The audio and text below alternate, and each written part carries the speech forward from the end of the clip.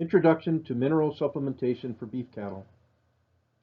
In this presentation, we will discuss why mineral supplementation is important, introduce the different macro and micro minerals and how they function in the body. We will discuss the mineral nutritional needs of various classes of beef cattle and common deficiencies and how they affect your cattle. Finally, we will discuss how to assess your existing mineral program and your herd mineral needs, and we will provide examples of different mineral supplementation programs with cost comparisons. You might be wondering why mineral supplementation is important for your beef herd. The first thing to know is that the mineral status of each animal in the herd affects their ability to reproduce, grow, produce milk, and their general health. Poor mineral status of the beef herd affects ranch profitability through lower calving percentages, lower milk production and calf growth rates, and generally poorer health of the herd. Minerals are relatively inexpensive when compared to the cost of reduced profits as a result of poor mineral status in the herd. In other words, a small investment in mineral can have large returns on herd production and ranch profits. There are four basic considerations to keep in mind when thinking about a mineral program. 1. Mineral deficiency is at least as common as protein and energy deficiencies. Poor forage that is low in protein and/or energy will also be poor in mineral content. However, even good quality forage in terms of protein and energy can be deficient in one or more minerals. This can occur for various reasons, which we will discuss a little later. Mineral is typically offered free choice, but animals may not choose to consume adequate amounts of mineral. Thus, monitoring consumption is important. Most commercial mineral mixes provide a recommended rate of consumption per head per day. This makes it easy to monitor the actual rate of consumption in comparison to the recommended rate and make decisions about necessary adjustments. Genetics may affect mineral needs. For example, selectively breeding for higher milk production will increase the mineral needs of the herd over time. Additionally, some breeds may have higher mineral demands than others. Finally, mineral deficiency symptoms may be the result of an imbalance among minerals in the forage. For example, sulfur, iron, and molybdenum are antagonistic to copper absorption in the rumen. Consequently, your forage may be adequate in copper, but if it is high in one or more of these three antagonists, your animal could display symptoms of copper deficiency. In the next two slides, we will look at the macro and micro minerals, how they function in the body, and their major sources. The macro minerals are considered to be calcium, phosphorus, magnesium, potassium, sulfur, and sodium, which typically occurs with chloride. These are minerals that are required in larger amounts than other minerals. In the table here, you see that forages provide all of the macro minerals except sodium chloride.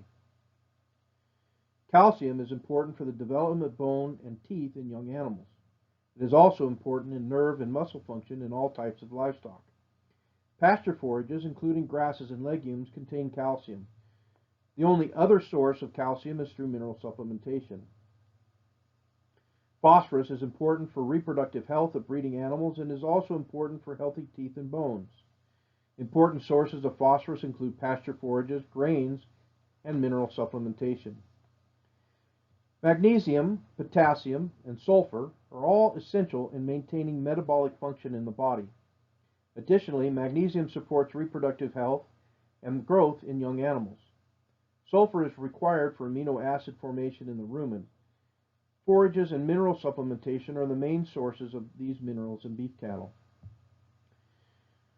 Sodium chloride is required to regulate body pH and to maintain nervous and muscular system function. The only place animals get adequate sodium is through supplementation. It is important to note that salt spray from the ocean, for those who have pastures near the coast, is not sufficient in sodium or any other mineral to meet the needs of beef cattle. The microminerals include chromium, cobalt, copper, iodine, manganese, molybdenum, selenium, and zinc. These are needed in smaller amounts than the macrominerals. The main sources of these minerals include forages, legumes, and mineral supplementation.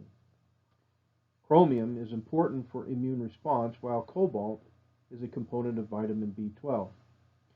Copper is essential for hemoglobin formation and tissue metabolism. Iodine is critical in the production of thyroid hormones and energy metabolism. Manganese and molybdenum are important for enzyme formation and activity. Selenium is an important antioxidant and in the formation of glutathione peroxidase, contributing to healthy thyroid function. Finally, zinc contributes to healthy enzyme activity. In the next two slides, we will examine the macro and micro mineral needs of growing and breeding beef cattle. The mineral needs of a beef animal depends on their size, kind, and class. For example, a growing steer has different mineral needs than a dry cow. The status of animals also plays a role. For example, a dry cow has different mineral needs than a cow in lactation. For this exercise, I have selected a 605-pound growing animal with an expected mature weight of 1,200 pounds, gaining at about 1.9 pounds per day, and a 1,200-pound breeding cow in gestation and early lactation for comparison of their mineral needs. The values presented here come from the National Research Council 2016 publication on nutrient requirements of beef cattle. Note that growing finishing cattle require considerably more calcium and phosphorus than mature cattle, while magnesium, potassium, sodium, and sulfur remain nearly constant as the animals mature.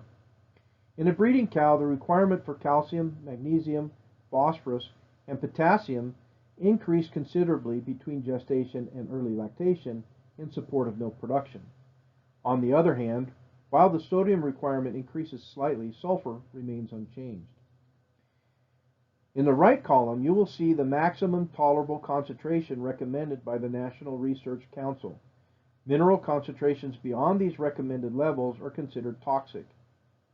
While calcium, phosphorus, and sodium have no values assigned, the maximum tolerable concentrations for magnesium and sulfur are set at 0.4%. Potassium is set at 3%. The micromineral needs of growing cattle are not that much different than in mature cattle, except for manganese. Growing cattle need about half the amount of this mineral as do mature cattle. Likewise, there is no real additional requirement in microminerals between gestation and lactation. However, all the microminerals have a maximum tolerable concentration. Again, concentrations beyond these levels are considered toxic.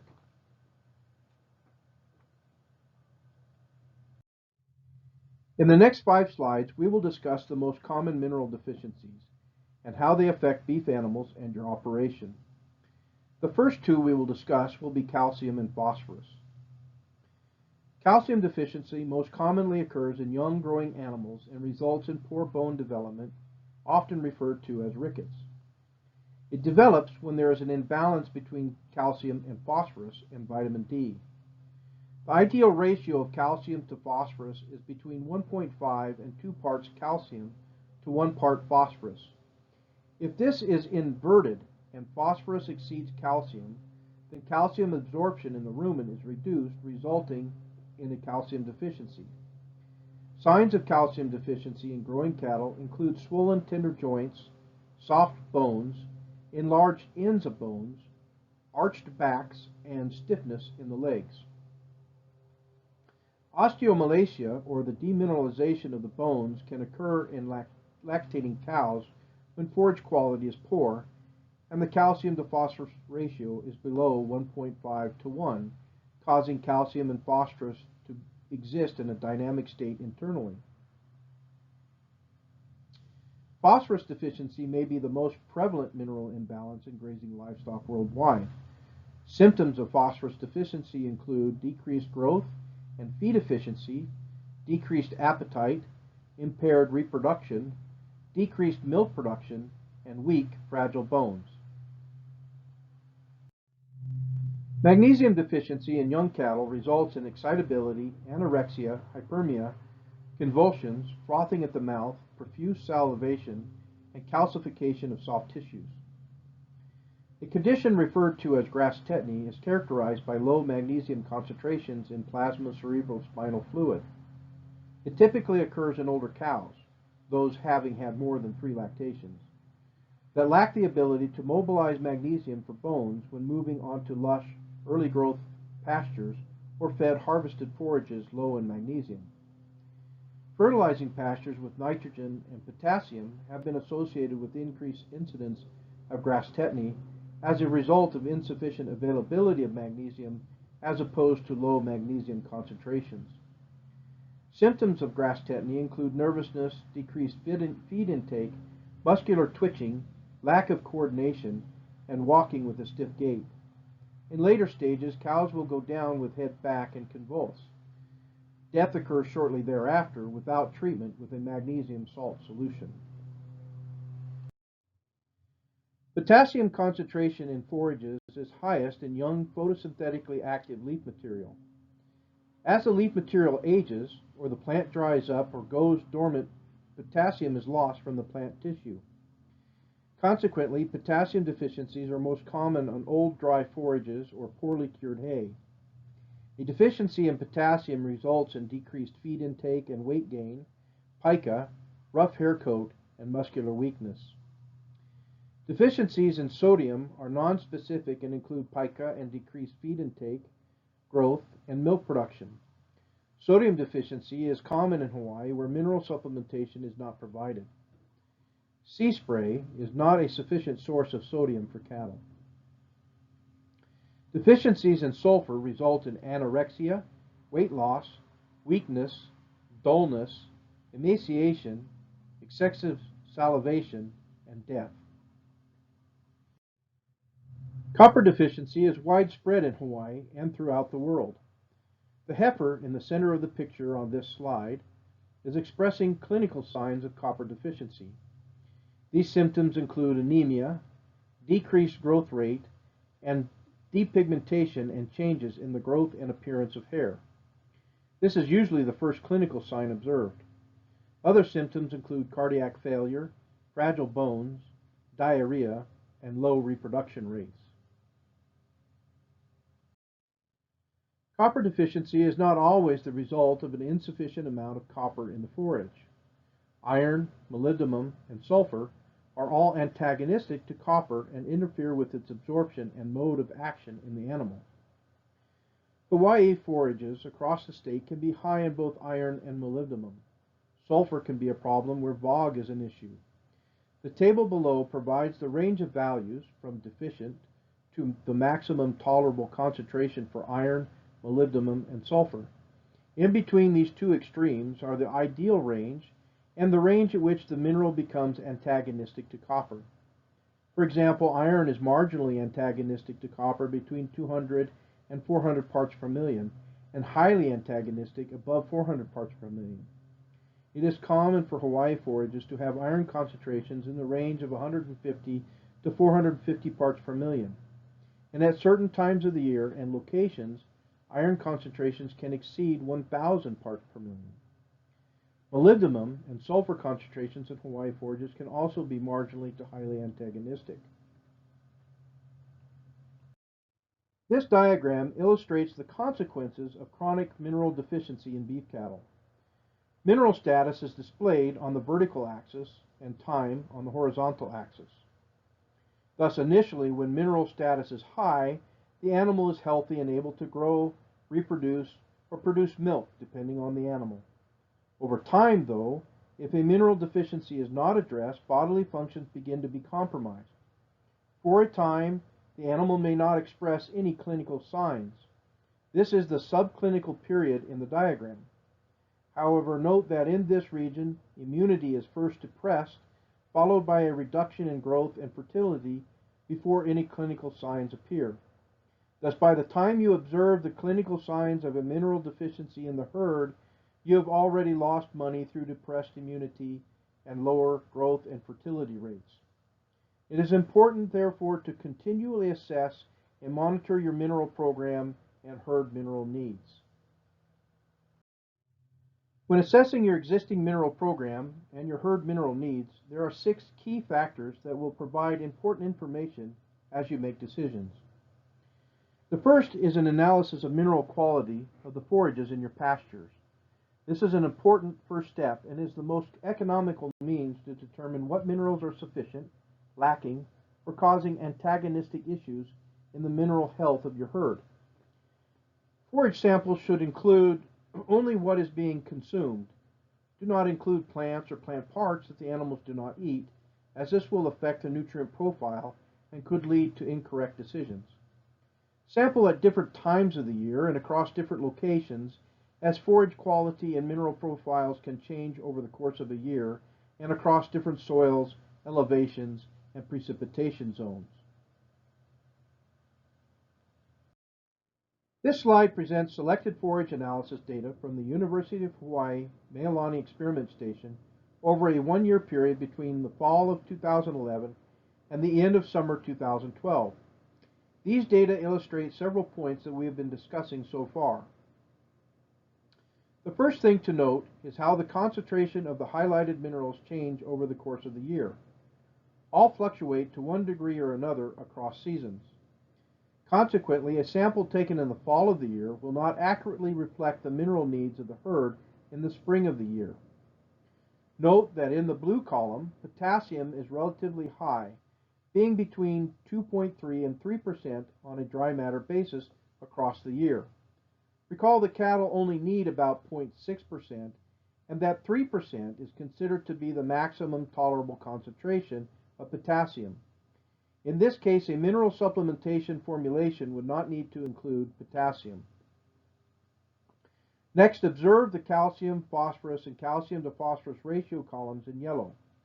Recall that the calcium needs of cattle range between 0.36% for growing animals on the high end and 0.15% for mature cows in gestation on the low end.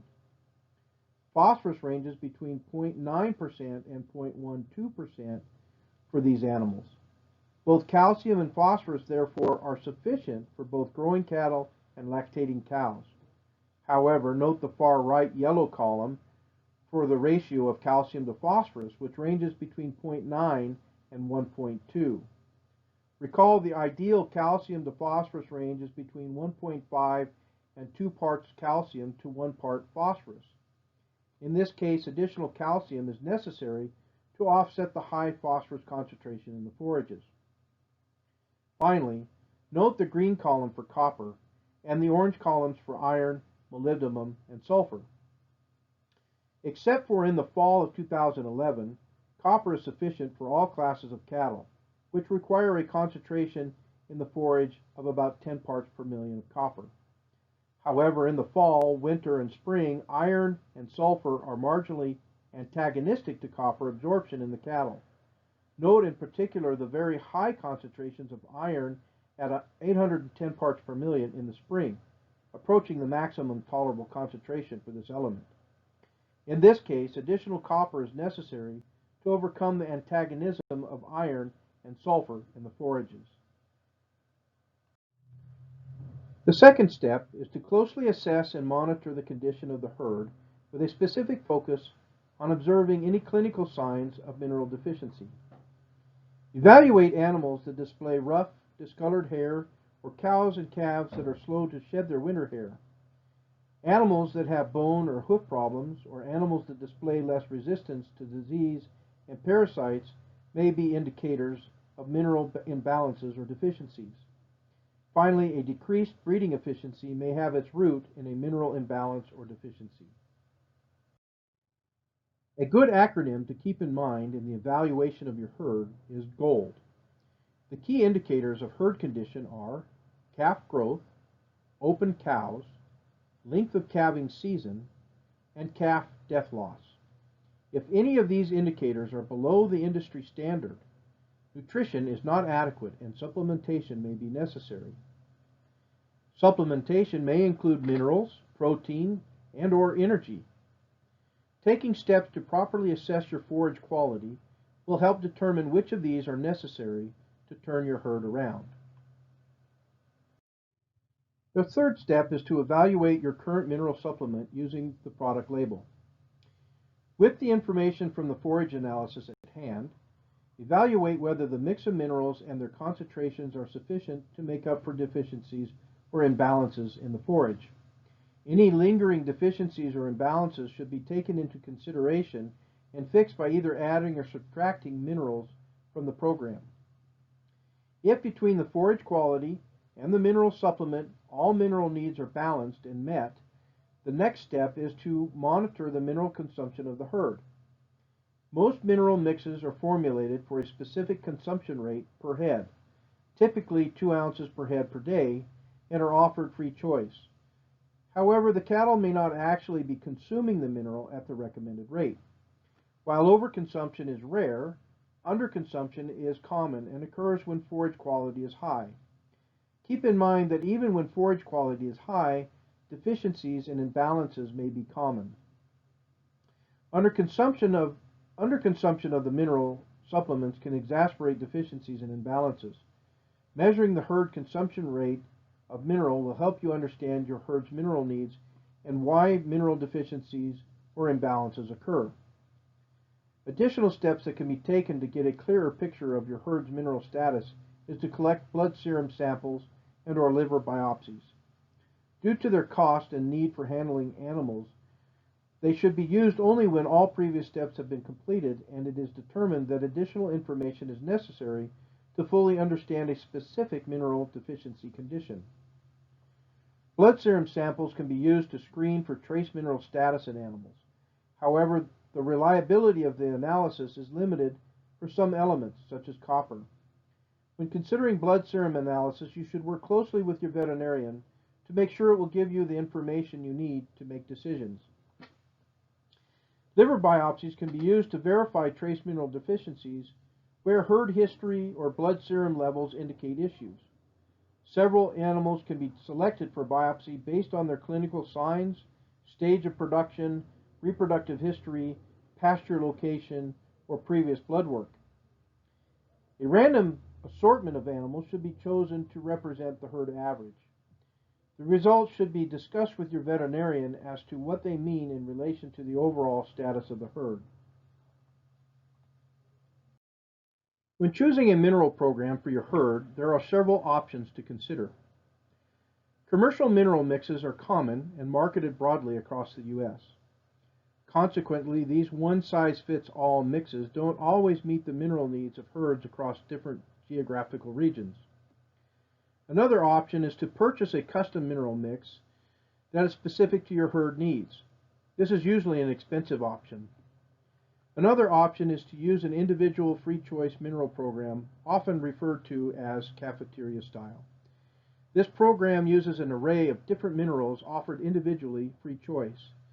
They can be complicated, using as many as 9 to 10 different mineral compounds, or simple, using as few as 5 different mineral sources. To choose the mineral option best for your operation, it is important to have a firm knowledge of your herd's mineral supplement needs.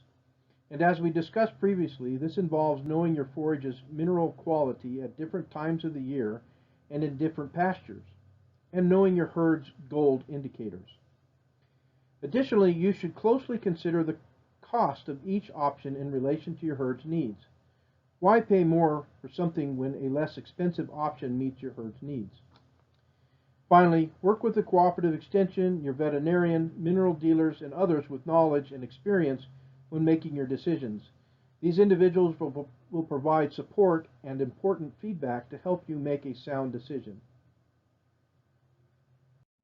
This slide provides a comparison in mineral costs between a commercial mineral mix locally available and a 5-component individual free choice mineral program currently being researched by the University of Hawaii Cooperative Extension.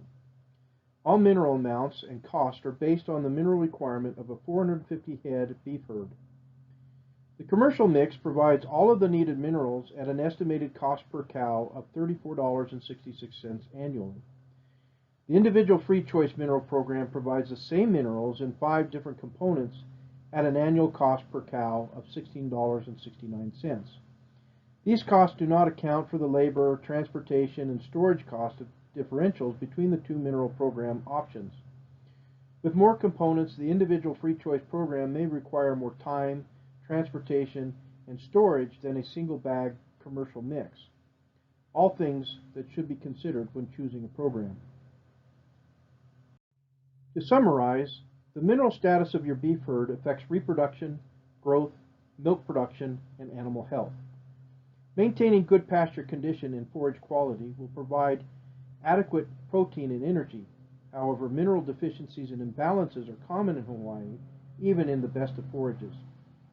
It is important to evaluate the mineral status and needs of your animals and develop a mineral supplementation program that is right for your herd. There are several options when considering a mineral program, from pre-mixed commercial products to custom mixes to individual minerals fed cafeteria style, each with different costs and benefits associated with them. Whichever you choose, it should meet the nutritional needs of your herd at the most economical price to reap the benefits of the increased herd productivity that a good mineral supplementation program will yield. Thank you for viewing this webinar presentation. If you have any questions regarding its content or a mineral supplementation program for your livestock in Hawaii, you can contact me at the information provided on this slide, or you can visit the Hawaii Rangelands website. This webinar series and the material compiled for this presentation were supported by the USDA Institute of Food and Agriculture under award number 2018-38640-23779 through the Western Sustainable Agriculture Research and Education Program under subaward number SW16023. USDA is an equal opportunity employer and service provider.